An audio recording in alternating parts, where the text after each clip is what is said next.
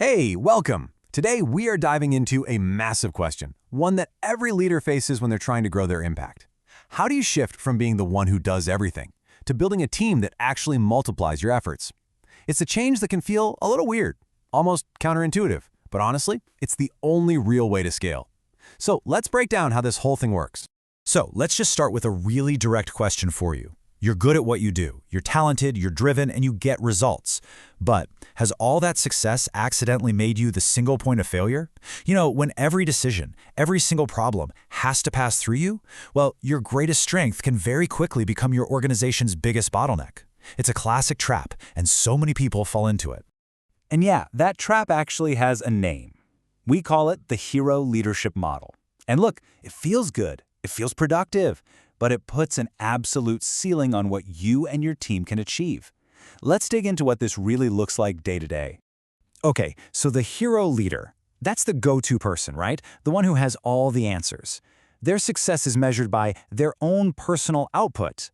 And while that's impressive on the surface, what's really happening is you're creating a culture of dependency.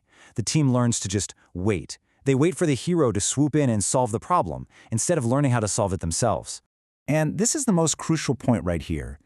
There's only one of you. There are only so many hours in a day. So when you're the hero, you are the limit. Your personal capacity becomes the organization's total capacity. To break through that ceiling, you've got to make a fundamental shift in how you think about leadership. So what's the alternative then?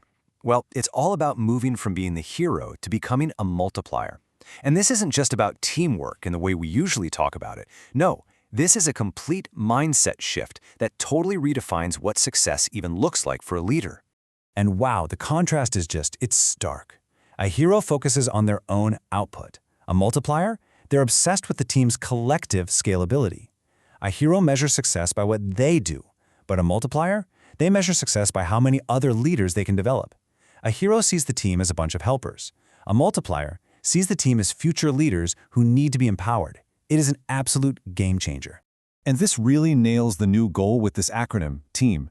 Together, everyone achieves multiplication. And you got to notice that word. It's not addition, it's multiplication. The goal isn't just to get a little more done, it's to build leadership capacity that can scale way, way beyond what any one person could ever do on their own.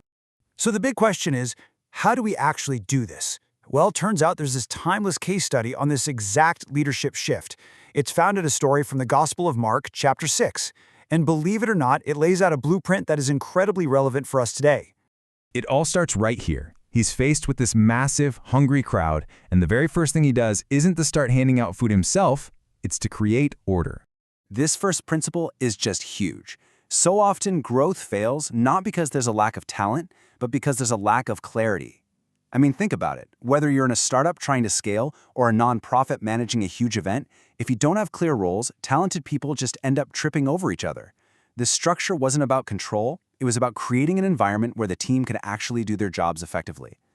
And now, here comes the critical pivot point. He had the resources, he could have solved the problem himself and been the hero, but he didn't. Instead, he handed the solution over to his team and told them to execute. This, right here, is the heart of multiplication. Trust and distribution. See, if he had fed everyone directly, his disciples would have just been passive spectators. But by giving them the resources to distribute, he created ownership. He moved them from being simple followers to being active participants. This is the death of that, if I want it done right, I'll just do it myself mindset. Which brings us to what might be the most powerful idea in this entire explainer. Miracles don't scale through talent, they scale through teams. Your individual talent, no matter how incredible it is, has a hard limit. But a team of empowered leaders, well, that capacity is nearly limitless. And finally, there's this critical piece of the blueprint that we so often overlook. After all that intense work, there's an instruction to pull away, to reflect. You know, this isn't just about preventing burnout. It's about building in a strategic pause.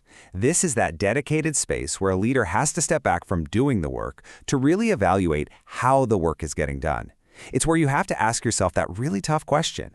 Is my leadership style building a team of owners, or am I just building dependency on me? Is all the leadership getting a little too concentrated at the top? Okay, so let's take these principles and turn them into something really practical. a diagnostic you can use, like right now, to see where you really stand. You can do a quick check-in on your own multiplier status using 3 key filters. First, distribution. Are you truly delegating authority, or are you just dumping tasks? Second, clarity. Does your team structure actually help them win? And third, ownership. Are you truly empowering people, or are they just waiting for your permission slip? And let's get a little more specific with these. First, is authority actually matched with accountability? Meaning, are you giving people the power to make decisions on the things you've made them responsible for, or do they still have to come to you for every little sign-off? Second, is your structure enabling teamwork, or is it creating a bottleneck? Take an honest look. Does information flow freely, or is everything designed to flow through you? And finally, are you creating owners or just really good instruction followers? Are you developing people who can think on their feet, or just people who are really good at waiting for your next email? Which brings us to our final thought. Because look, this isn't just theory, it's all about action. So my question for you is this: what is one task, one decision, one responsibility that you are holding on to right now that you could distribute this week to stop being the hero and to start being the multiplier?